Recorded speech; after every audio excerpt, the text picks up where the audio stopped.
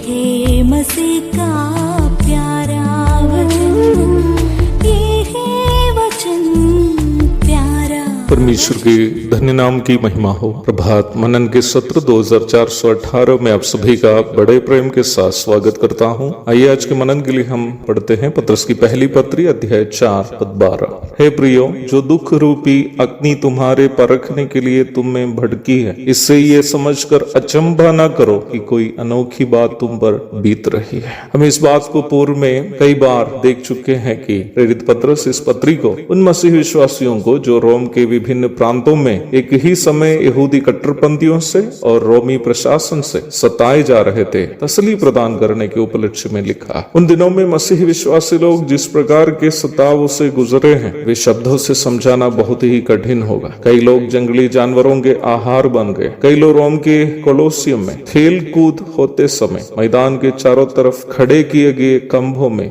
मशाल बनकर जलते जलते खत्म हुए। कई लोगों को आरी से चीरे, कई लोगों के तलवार से गले काट दिए। कई लोग चमड़ों में लिपेटे जाकर धूप में पड़े रहने से चमड़े सिकुड़ने के साथ एक एक हड्डी टूटते टूटते मर गए। कई लोगों को शरीर से त्वचा उतारने के बाद गर्दन तक चूना भरे गड्ढे में डालते हुए रखकर धीरे धीरे मरवा डाले। और आगे में क्या बोलो, उन विश्वासी लोग जिस प्रकार के सताव से गुजरे हैं, हमारे लिए कल्पना करना भी कठिन होगा। उनकी संपत्तियों को हड़पने के साथ साथ मानसिक रूप में उन पर किए गए अत्याचार भी अति भयानक थे। बच्चों के सामने माँ बाप की हत्या, माँ बाप के सामने बच्चों की हत्या, पतियों के सामने पत्नी की, पत्नी के सामने पतियों की हत्या इत्यादि भी सर्वसाधारण बातें थी उन दिनों में। शब्दों से उन्हें सांत्वना देना भी एक बड़ी चुनौती थी। परिशुद्ध प्रेरित पत्रस उन विश्वासियों से कह रहा है, हे प्रियो, जो दुख रूपी अग्नि तुम्हारे परखने के लिए तुम में भड़की है, इससे ये समझकर अचंभा ना करो कि कोई अनोखी बात तुम पर बीत रही है। पत्रस इस पद में खास करके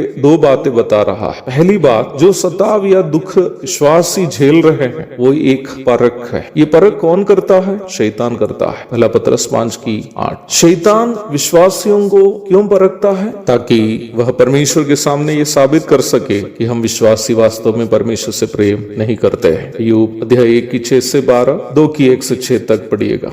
इसलिए ये हम विश्वासियों का दायित्व है कि शैतान के परखों का सामना करते हुए परमेश्वर के सामने यह साबित करे कि हम यहाँ तक अपने प्राण से ज्यादा भी उनसे प्रेम करते हैं, जिन्होंने हमें पाप का अनंतकालीन दंड से बचाने के लिए हमारे लिए अपना प्राण दे दिया। रोमी अध्याय 8 की 35 से 39 तक पढ़िएगा। दूसरी बात, पत्रस यहाँ ये याद दिलाता है कि वर्तमान दुष्ट संसार में जो शैतान के नियंत्रण में है, हम जो परमेश्वर की संतान झेलने वाले दुख कोई अनोखी बात नहीं। हम पर सताव इसलिए हो रही है क्योंकि हम यहाँ के नहीं हैं। हमें यहाँ दुख इसलिए झेलना पड़ रहा है क्योंकि ये संसार हमारा घर नहीं, हम यहाँ के नहीं हैं। यदि हम संसार के होते तो संसार हमसे प्रेम करता। संसार हमसे इसलिए नफरत करता क्योंकि हम संसार के नहीं। यूहन्ना 15 की 18 और 19।